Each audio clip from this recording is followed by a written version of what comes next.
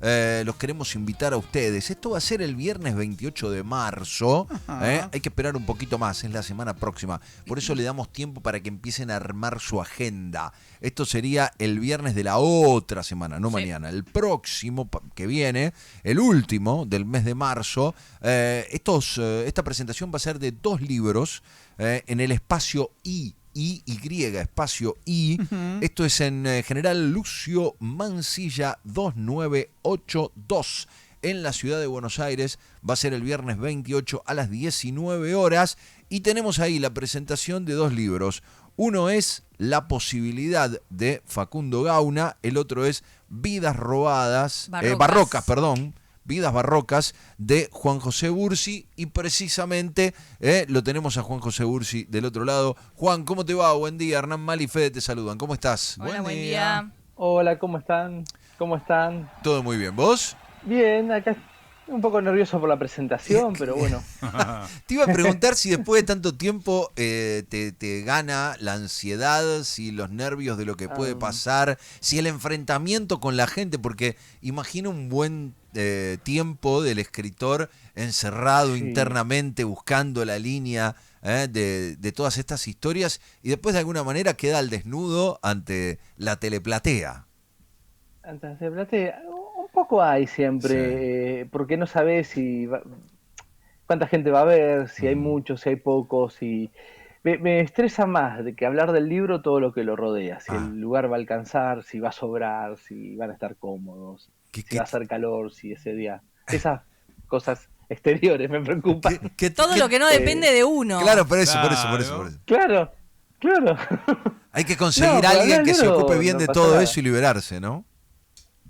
Y habría que conseguir a alguien que se ocupe de que no llueva, no haya tormenta, no haya cortes de calle. Escúchame, sin que sea algo tremendo, pero una tormenta de fondo no le da todo un ambiente a una presentación así. No viene mal. No, claro. Está bien.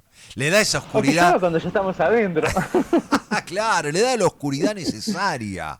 Le da esa cosa más lúgubre, si se quiere. La música de fondo. Claro, totalmente. Claro, sí.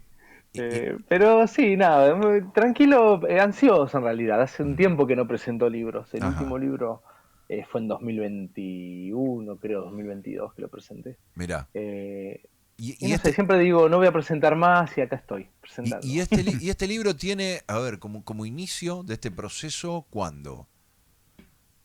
Y este libro lo empecé a pensar, que es una manera de escribir también, hará unos 3, 4 años.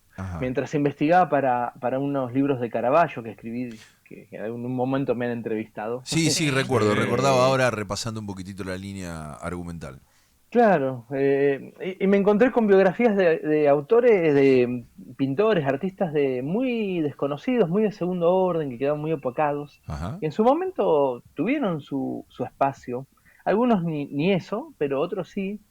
Y fueron opacados por los artistas estos que hoy sí reconocemos, Bernini, Caravaggio, Guido Reni, no sé, pintores y escritores que quedaron en la historia, por decirlo de una manera, y fueron tapados por estos, que eran, en su momento capaz que estaban a la par, o eran ayudantes o aprendices, no sé. Sí. Y me pareció interesante trabajar con eso. Hará 2 años que lo tengo en mente, o 3, y bueno, me decidí a escribirlo en un diciembre y lo terminé más o menos en febrero. En 3, 4 meses lo hice el libro. Mirá, o sea, verano encerrado, claro. aire acondicionado. ¿O no? ¿Qué tiempo se le dedica a eso? Y bastante. Lo que pasa es que le dediqué casi 2 años de investigación. Lo escribí en unos meses, pero tenía todos los apuntes, toda la investigación. Porque más allá de que no es ensayo y no es novela histórica ni nada de eso, yo no quiero decir cualquier cosa. O sea, claro, si hablo de un castrato, tuve que estudiar cómo los castraban a los nenes para que tuvieran la voz aguda toda la vida. Claro. Cómo hacían, cómo no se les desangraban, cómo no se morían de dolor, no sé. y así un montón de detalles, ¿no? Entonces, eso me llevó un tiempo que me gustó mucho, me gusta leer y chusmear esas cosas. Así que lo hice con placer la investigación. Después, bueno, uno escribe y no sabe cómo queda. Después le diste Pero rienda lo mejor suelta que un pueda. poco a lo ficcional, o sea, jugar con esa realidad, con eso que pasó y después entremezclarlo un poco de Y sensaciones, ¿no? sí, Porque vos dijiste y castrato sí. y a mí me corrió un frío, ¿viste? Como es una palabra que te pone, te hace dar un Aprietan las saltito. piernitas. Te hace dar un saltito, Y ¿viste? sí, ¿qué te parece? Claro, increíble, Y ¿no? cuando ves que por lo general a los 11 años, ya a los 12 años los castraban a los pibes, antes Sí, de que empezara su pubertad, su claro, claro. adolescencia. Y de puntualmente existió, lo pintó de hecho Caravaggio, que ahí aparece en un momento en ese cuento. Ajá. Pero está la pintura, el retrato ese que hizo Caravaggio, y históricamente hay 3 líneas de Pedro Montoya. Se sabe Ah, que era español, que estuvo en Roma y no se sabe mucho más. En un ajá. momento volvió a España. Y todo lo demás lo inventé yo, obviamente. Ok. En ese caso inventé bastante, en otros tenía más documentación. O sea que ese castrato no terminó triunfando en el mundo de la música, de la lírica. Eh, Realmente llegó a cantar en el coro de la Capilla Sixtina en Roma, lo cual era Ajá, mucho mirá, en ese entonces. mirá, ajá. Y él era castrato un poco antes de que estuviera de moda la ópera. La ópera los puso como ahí en el máximo esplendor, ¿no? Sí. De fama y él fue pre-ópera, Pedro Montoya. O sea, tuvo su espacio, pero no es que fue famoso. Está la película Farinelli, no sé si la Sí. ubican. Mm, Y bueno, ese era como un rockstar. Ahí era el auge de los castratos. sí. eh, que es posterior a esta época donde... Ujú. Todo esto no es que lo sé porque soy un tipo culto, lo tuve que estudiar para escribir el cuento, o sea, Bueno, de me alguna llevó a manera, conocer cosas que... de alguna manera, a ver, esto que contás pretende desnudar algo que en realidad es lo que lo que lleva a alguien a ser alguien culto, porque ese interés por buscar y hurgar esa Bueno, información te va nutriendo de todo un montón de datos que sí, probablemente alguien que sí, está escuchando del otro lado no los tenga. Entiendo que tu sí. posición no es la de ubicarte, digamos, en una atril y desde ahí bajar un poco la No, no, información, pero naturalmente esto yo soy te... curioso, Claro, claro, claro, soy claro. curioso. Si me interesa algo voy y trato de conseguir unos libros, ahora hay mucha información en la web, ¿viste? Claro, Ujú. es Digo más ahora porque fácil. soy de la época que no existía la web. Claro, claro, claro. Entonces, me bajé como una especie de manual en italiano de los castratos, ¿no? De Mira, los más famosos. sí. Y también ahí saqué como inspiración, cosas, cómo eran las reseñas musicales en ese entonces, porque Ujú. hacían especies de reseñas musicales. No en diarios, de pronto en cartas o en comentarios Sí. que quedaban escritos, ¿no? Es muy interesante porque vos decís, ¿dónde sacó material? ¿Cómo hablaban de este tipo? ¿Cómo describían el canto agudo? Eh, y bueno, yo qué sé, eso. Eso con el castrato. Después hay otros personajes que hay como pequeñas vidas de, no sé, de media carilla, Ujú. que eran las biografías del momento, y ahí uno tiene que escarbar y ver qué puede agregar, dónde puede investigar algo más. Eh, eh, Es apasionante, a mí me sí. gusta. Y Capaz que esas, tendría que haber sido historiador. y esas vidas barrocas, y bueno, por eso, de alguna manera ¿Por qué no? vas en la búsqueda de eso, ¿no? Después te metes en las Sí, catacumbas de esas vidas barrocas y entran a jugar seguramente todo lo que en principio bueno. podía generar sensaciones, ¿no? Es que no, más allá de que es mi gusto quizás literario, Sí. lo más oscuro retorcido, estos personajes casi todos terminaron bastante mal, ¿no? Ujú. Uno terminó con lepra, este castrato terminó como con gotas, sin poder moverse, perdiendo la voz, que era algo común que les pasara a cierta edad, ya siendo Ujú. grandes. Sí. Hay otro que habla sobre su maestro, que fue Guido Reni, que fue yo le digo Guido Reni, es Guido Reni en italiano, Guido. que es un pintor que fue muy conocido en su momento, pero muy Ajá. famoso. Ahora no sé si es tan reconocido, pero al último terminó dejándose ganar por su pasión por el juego. El tipo pintaba para pagar sus deudas y malvendía su obra, Mm. y tomaba muchos pedidos porque no tenía guita para afrontar sus deudas, Claro. y entonces le hacía pintar muchas de sus obras a sus discípulos, no ayudarlos en retoques que se hacía, sino a pintar partes importantes de los cuadros y él los firmaba como si fueran de él. Claro. Tenía una legión de discípulos pintando simplemente para para pegar la fibra. El vicio. Para pegar la firma y vender. Se dice que Rubens hacía lo mismo. Ajá. Que es más conocido Rubens quizás. Mirá, ahora que lo decís, bueno. hace poquito liquidé un cuadro de Rubens. Pero... ¿Lo vendiste? Sí. Ah, bueno. Sí. Mira, haberlo sabido, teníamos a un coleccionista de arte cerca. Ni sabía quién era, mirá lo que te digo. ¿Ves la diferencia? Lo vendiste barato entonces, te quería matar ahora. Más por el marco que por el cuadro. Leíste Rubén y dijiste quién será. No, es que aparte pregunté, nadie me supo decir nada y agua va. Y te lo compraron por $2 y ahora te querés matar. Alguien será feliz. O te salvaste o te recagaron porque tiene que ser muchos cientos de miles de dólares. Mirá vos, sí, bueno, Rubens no aparece acá, pero una anécdota parece que era un espía. Ah, mirá. Además de artista. Mirá qué porque bueno. Él era como enviado de un duque, iba y compraba obra, ¿no? Iba a Roma y elegía obra y compraba y se la llevaba al noble. Y también lo mandaban como a espiar. Y era un bon vivant, vivía muy bien, era muy mujeriego Rubens, tiene unas anécdotas muy particulares. Bien. Era uno de los pocos que terminó bien, ponele. Juan, y esto que vos decís, ¿no? De que estos personajes, personajes que en realidad son o fueron personas que tienen estas vidas, así que terminaron bastante mal. ¿Fue lo que a vos te sedujo también en parte para escribir sobre ellos? Digo, porque el que conoce, los que conocemos tu obra, vos tenés, ¿no? Esto que decía, como...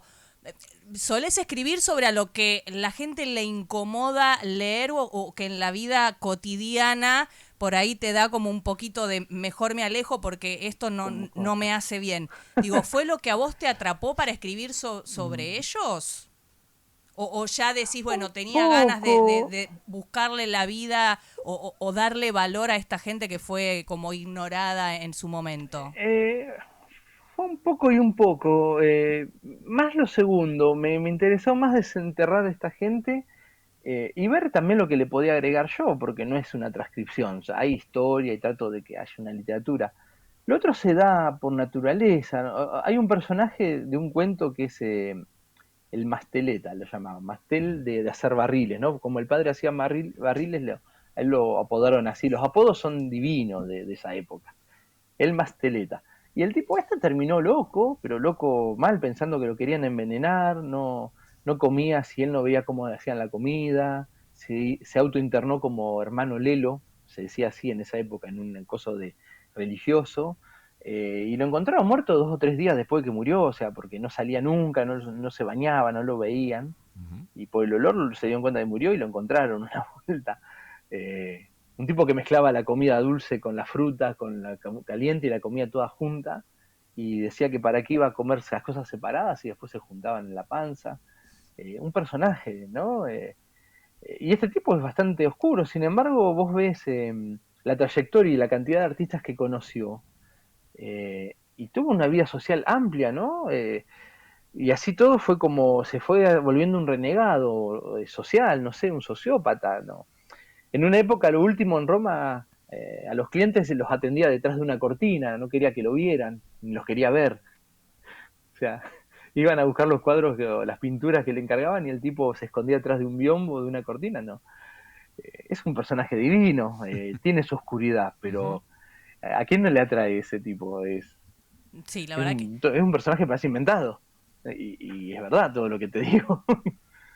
Claro, digo, y más o menos, digo, ¿en qué época es todo esto? Digo, porque por todo este material que vos pudiste ahora tener, ¿no? En esta investigación, digo, ¿en qué época más o menos transcurren todas las historias?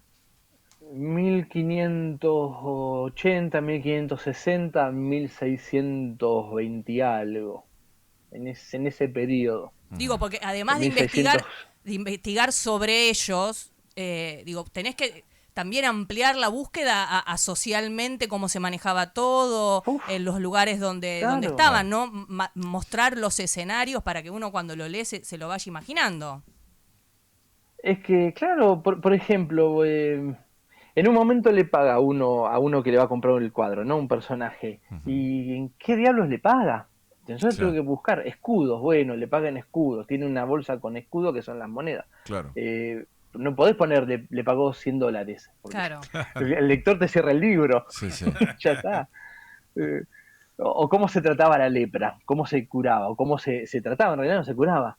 Y bueno, los tratamientos eran desde matar víboras y usar el veneno de la víbora, hasta ungüentos que no se sabía bien de qué plantas eran. Y bueno, ¿y qué se terminaba haciendo con los leprosos? Se los desterraba. Se les daba una muda de ropa, a un par de utensilios. Sí.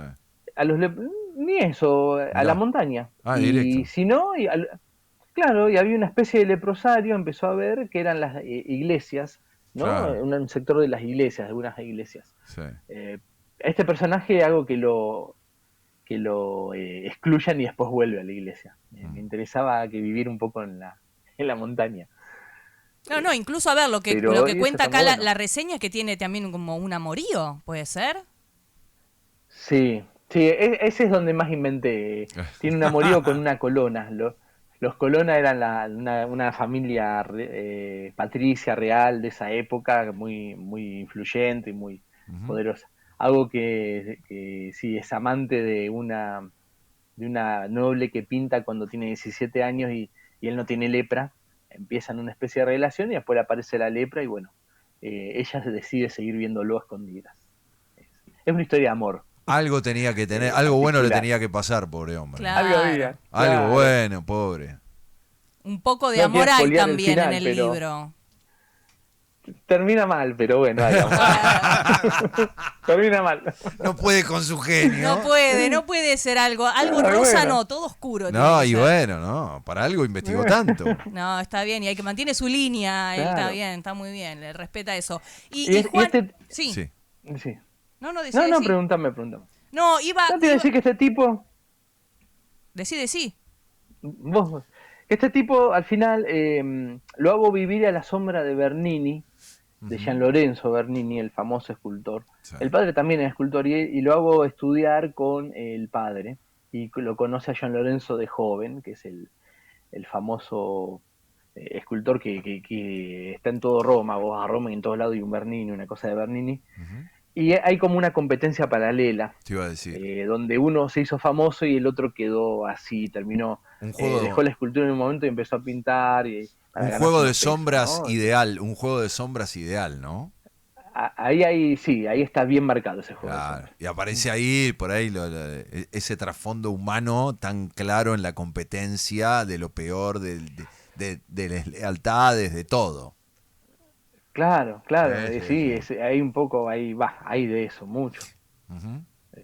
Bien. Mari, te interrumpí, me ibas a preguntar algo. No, digo, sí, que digo, la presentación del libro, digo, ¿cómo está planteada? Digo, porque estás vos, hay un colega tuyo, se presenta también. Con Facu, sí. Ajá, digo, ¿cómo es? Digo, se lee una parte, digo, para la gente que por ahí no fue nunca la presentación de un libro, digo, ¿cómo está armado? Digo, ¿están ustedes? ¿Hay una coordinadora? ¿Se lee algún fragmento?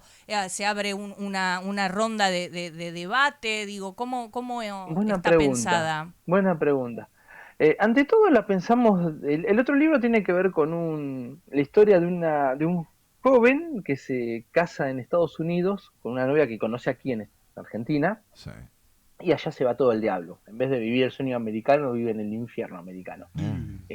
Eso resumido, después tenés que leer la novela, no quiero spoilear. Claro, seguro. Y Facundo es amigo mío, lo conozco, ese es su primer libro. Ajá. Y como coincidimos en la editorial y en el proyecto y nos fuimos dando como fuerza, porque yo tampoco sabía si terminaba de corregir bien el libro, o sea, dijimos presentémoslo juntos, ya está, o sea, más relajado, porque a nadie le gusta del todo presentar libros, te da un poco de nervios. Y de a dos es otra cosa.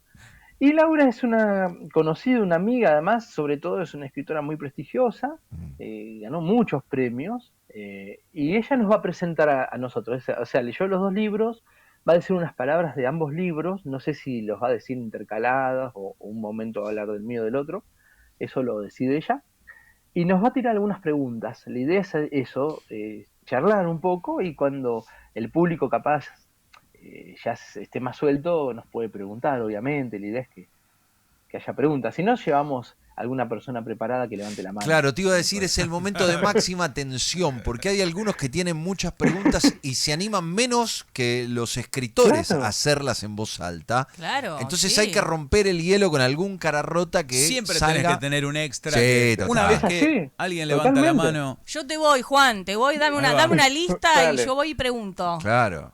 Yo te paso preguntas. Dale. Una pregunta que te sirva aparte para desarrollar, claro. Para desarrollar. Pero al principio la típica es que nadie pregunta, te preguntan uno o dos, y después se suelta la gente cuando tenés que dejar el lugar, porque no podés estar hasta las 2 de la mañana. Pero eso, ¿sabés qué pasa en cualquier presentación de cualquier cosa? Es tremendo. Es tremendo. Cualquier charla suelta, es impresionante. Por eso está bueno, como dice Fede, tener a alguien que lanzado nomás, en cuanto digan primera pregunta, se mande y automáticamente adelante un poquitito, como el disco, ¿no? Claro. Y después están los que contestamos, que eso con Facu no lo hablamos, ya lo hablaremos, lo veo hoy en un rato a Facu, en no extendernos mucho como para dar lugar a que si el otro quiere meter algo o que pregunten más, ¿no? Tratar de no extenderse, pero bueno, a veces es difícil. Acá como recomendación, Juan, acá como recomendación es tener a un segundo preguntón que también haga una pregunta para Facundo, porque si no la otra, en una presentación así doble, es que enfilan todas las preguntas, en este caso obviamente a un escritor que ya tiene varios libros y lo cual de alguna manera te permite ir enganchando esas historias. En cambio el que presenta el novel, el que presenta por primera vez, queda medio como, bueno, no sé ni qué viene a hacer acá, ¿no? Claro. Entonces hay como que tener repartido, ¿no? Quienes pregunten. Vos sabés que yo creo que en este caso va a tener quizás más preguntas él, así, porque los libros los tenemos hace unos 10 días, ponele, 15 días, tenemos ejemplares, y va a ir bastante gente conocida y de la familia de él que tienen el libro. Entonces me imagino que si lo leyeron por adelantado, en mi caso muy poca gente lo tiene, así que bueno, tal vez van a también hacer preguntas más generales. tenga que ver con que la historia es más contemporánea o que debe tener algunos guiños de cosas que por lo que más o menos empieza desopilante la novela. Yo tengo que hablar de mi libro, pero te hablo un poco del libro de él. Empieza desopilante desde el tipo que pierde el vuelo y le está diciendo, viste que como son los aeropuertos, son inflexibles, una vez que te cierran la puerta no puedes subir al avión. Y le pide por favor a la mujer, me tengo que casar, si no tomo este vuelo no me caso, y se arma la podrida. Y le dice, mire, con total falta de pasión, le dice, mire, espere un poco a ver si hay un lugar en otro. Y empieza ahí, en esa escena ya, que te dan ganas de romper todo, ¿no? Claro. Hay un casamiento en Las Vegas, obviamente. Es pequeñamente hollywoodense, es una escena pequeñamente hollywoodense. Sí, y el tipo sentado con la mochila y los bolsos ahí en un costado, preguntándose dónde fue a parar el equipaje, porque también tiene un problema con eso. Bueno, no es de humor, yo la cuento con humor, pero es bastante bajón la novela, pero tiene esa beta de humor negro, de que uno, ¿no? Que si uno no se agarra de eso, también te tira bajo un tren a veces. Para quienes se acaban de sumar, les cuento que estamos hablando con Juan José Bursi, que es el escritor de Vidas Barrocas, de la cual estábamos hablando hace un ratito, que el próximo viernes 28 de marzo se va a presentar ambos libros, Vidas Barrocas y el libro La Posibilidad, de Facundo Gauna. Se van a estar presentando, como les decía, en Espacio I, Espacio Y. Esto está ubicado en General Lucio Mansilla 2982 en la ciudad de Buenos Aires a las 19 horas. Ambas presentaciones. En esta charla con Juan, ¿sabes que cuando hace poquito estuvimos acá hablando también con una escritora novel y que un poco nos empapaba? En algún momento hiciste mención al tema del editorial y demás, y es como que empiezan a aparecer preguntas que por ahí nosotros no tenemos y que no están dirigidas a la historia, que están más dirigidas a todo eso tan problemático que es cómo conseguir un editorial que respalde, que apoye, que acompañe.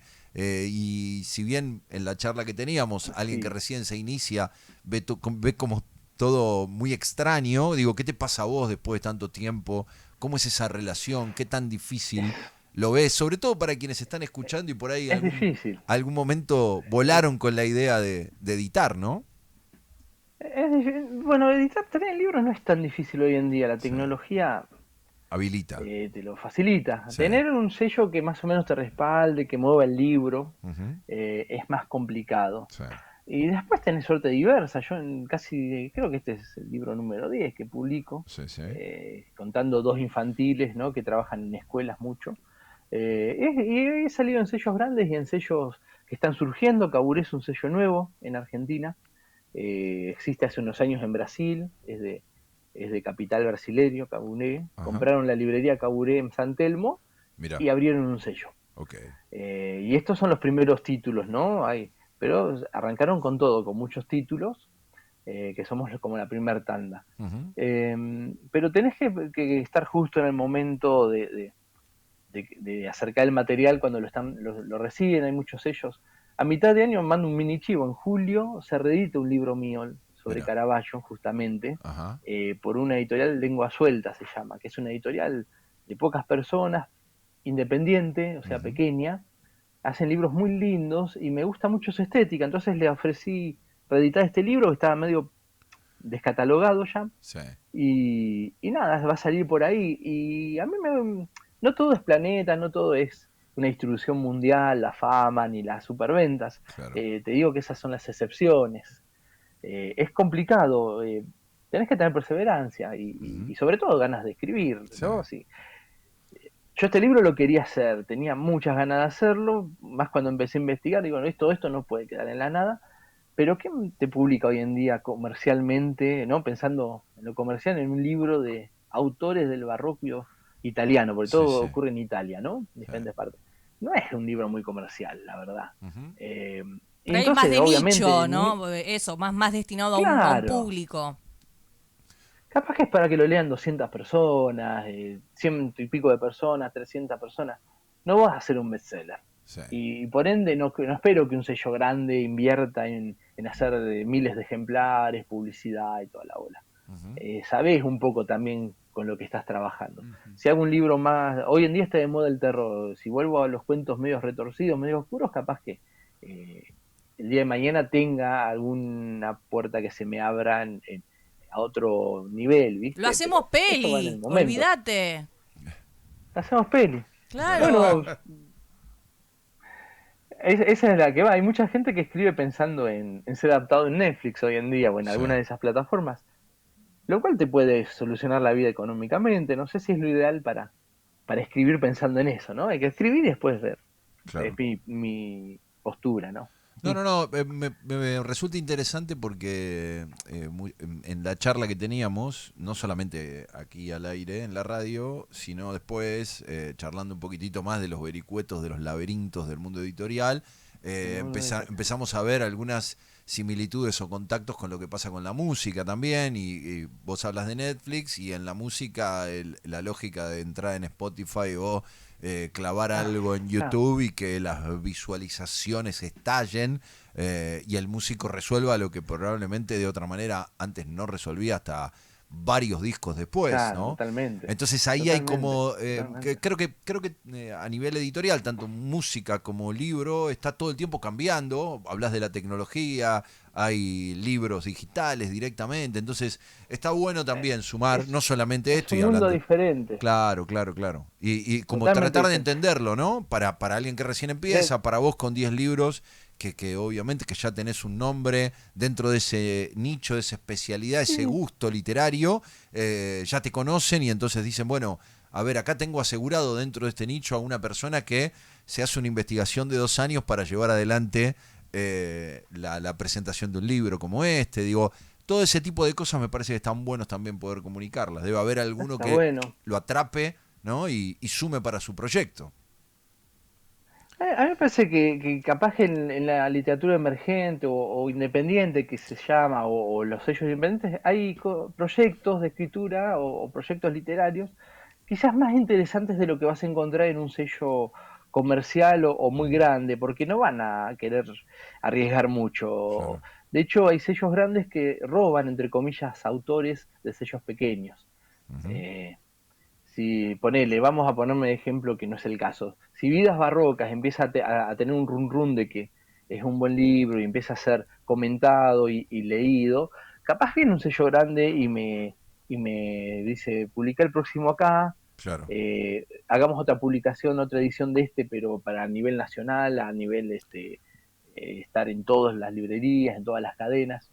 Es como que eso ha pasado, ¿no? No sé, si no está ni bien ni mal, es algo. Hay poco riesgo, también hay editoriales que buscan autores, más allá de por su material, por la cantidad de seguidores que tienen, o si laburan en un medio, o si tienen llegada, o si tienen un programita, los booktubers me sale, pero no sé si o columnista en un programa de radio. Hay que conseguir a alguien. Me gusta. Si vos tenés una audiencia o te siguen, no sé, 60.000 personas o más, probablemente te sea más fácil conseguir un contrato en un sello mediano. Y a veces yo lo publican en las redes los mismos autores. Firmé un contrato, qué bueno, ahora tengo que escribir el libro. ¿Cómo? En mi época escribías un libro, te rompías el alma para corregirlo y después firmabas un contrato. Hay una mirada muy comercial o muy puesta en el momento, en lo que va a vender. Y a veces apostar por un autor es perder plata con 2 o 3 libros y en el cuarto ya hizo sus lectores, o capaz que el cuarto despegó y es un libro que se vende mucho. Es para hablar horas, ¿no? El mundo editorial y para hablar mal del mundo editorial. Pero bueno, no importa. Bueno, me encanta, Juan, que en todas nuestras charlas Edgar Allan Poe se pose sobre tu hombro y nos guíe en toda esta complejidad. No sé si se ve, hoy me puse la remera para el momento. Mirá. Muy bien. Caravaggio, dice la remera para los que se están escuchando. No la tenía, pero Edgar Allan Poe lo tengo siempre ahí. Y Poe está el maestro ahí de fondo. Bueno, Juan, gracias por el contacto. Yo quiero saber, ¿cómo conseguimos el libro? El libro, bueno, se consigue en la web de Caburé Libros, es Caburé Libros, en esa librería, y no sé qué distribución están haciendo en este momento, entonces sobre seguro diría que lo busquen por la web. O si no, me buscan a mí en el Instagram y yo también tengo ejemplares. ¿Cómo es tu Instagram? Juan José Bursi, todo seguido. Sí. Ese es como el oficial, ahí tengo los cursos que di, los libros, las cosas nuevas que hago, las tengo ahí. Bien. Porque el personal pongo a veces lo que como, muchas veces lo que leo, es re aburrido, ves libros ahí usados. Y el 28, ¿va a haber también libros ahí para comprar? Sí, va a haber libros de los dos y creo que va a haber un combo que el que lleva 2 libros los va a llevar más baratos, o sea... Bien. Capaz que convenga comprar 2 libros a comprar uno. Pero además... O sea, uno de la posibilidad, otro de Vidas Barrocas. Pero además van a tener la chance que como Juan va a estar ahí, aprovechan y lo hacen firmar. Y entonces ya es un combo... Claro, ya es un combo total. Así que aprovechen. Con mucha oscuridad, Juanjo te pone.